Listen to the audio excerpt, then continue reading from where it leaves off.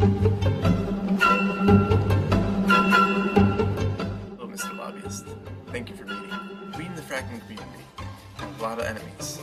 Enemies such as liberal politicians, or environmentalists, hippies. These enemies are always trying to put up obstacles to prevent our progress. Your mission, should you choose to accept it, is to help us pass legislation that will allow us to frack more easily. How would you like me to go about this? There are several courses of action. I can help by organizing your thoughts in a letter, a petition, or even with my extensive background in law. I can craft the language of your proposed legislation. Don't be ridiculous. We're hunting bigger game here.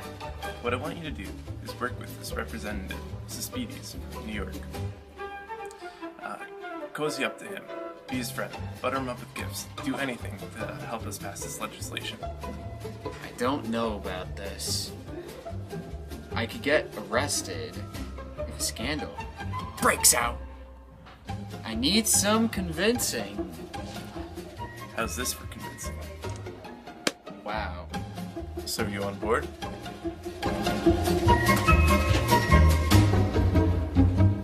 The entrance to the Museum of Lobbying History is the infamous revolving door through which politicians and lobbyists often swap places. The connections that one gains as a lobbyist allow them to transition to a career in government and vice versa for politicians.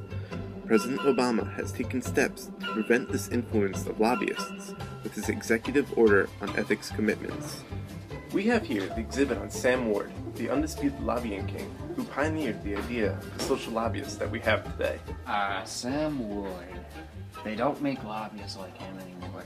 Not since the Lobbying Registration Act forced everyone spending half of their paid time lobbying to register and report quarterly to the government.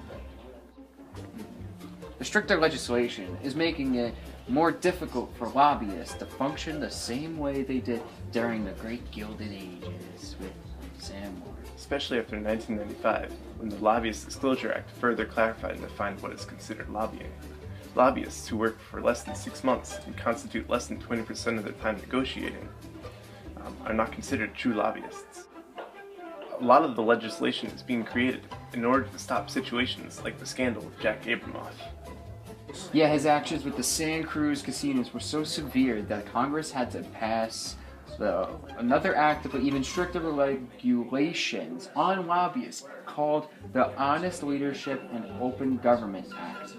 He even bribed the Speaker of the House, Tom DeLay, in order to prevent a bill against online gambling from being passed.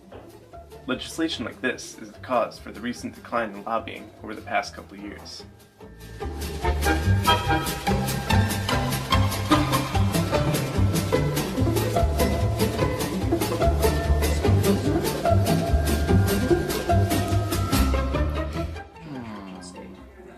What's wrong? Nothing much, just doing some soul searching. Oh, okay.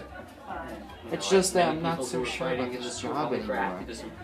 Sure, with some gray areas, it's legal, but is it right? Like, it feels like we're just empowering the rich, increasing their influence in politics, which is already an area that they dominate. So, is it right? Come on, relax. You're overthinking this. Besides, the Constitution supports the idea of lobbying. First Amendment, man. Lobbying is a form of speech. Just the speech of the powerful special interest groups is all. I guess you're right, Jared, right? I guess we come to a consensus. But have you ever considered what these groups stand up for? Like, is fracking worth all this money? Is it really right? Yeah, but not all lobbying is evil. Why not work for environmentalist groups? They need lobbyists too, to help them write legislation and some petitions. I guess money and the environment are both green, so we can help them out. Hey, Mr. Lobbyist, thanks for these tickets. Oh, it's no problem, Mr. Speedies. I got them as a present. I had an extra one. Well, I mean, it's my favorite team, so I'm really excited about this. Yeah, I know. Look at them over there. They're doing so well. Well, glad you're having such a great time, sport. I have many other gifts for you, but only on one condition. And what is that? Well, I need to pass some legislation favorable towards fracking. I don't know, I've never really supported fracking. I've always been more of an environmentalist. Well, what if I could promise you a donation towards your re-election campaign? Isn't that considered bribery? Well, this isn't looked upon quite favorably, but it isn't like I'm directly giving you money. It's always some games, or maybe dinner, or some other type of gift, if you catch my drift. I mean, if you say so, I'm having way too much fun right now to really kick it. It's always great to make some new friends on the job.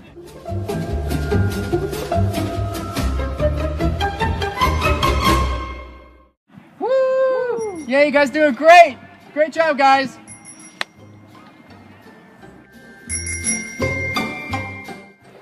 As chair of the Committee on Environment and Public Works, I feel it is important that we listen to this expert's information on fracking.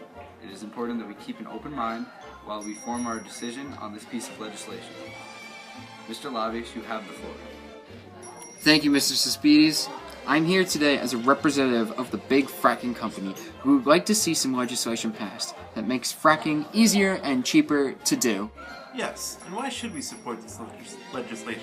It seems like the only winners here are the big fracking companies. Let the man speak. I'm sure there are many benefits for people too. Mr. Lobbyist, please proceed. Thank you, Mr. Suspides. And you are right. There are many benefits for the average person. People who own land desirable to frackers stand to gain substantial profits. Additionally, the fuel received will reduce the U.S.'s dependence on foreign oil.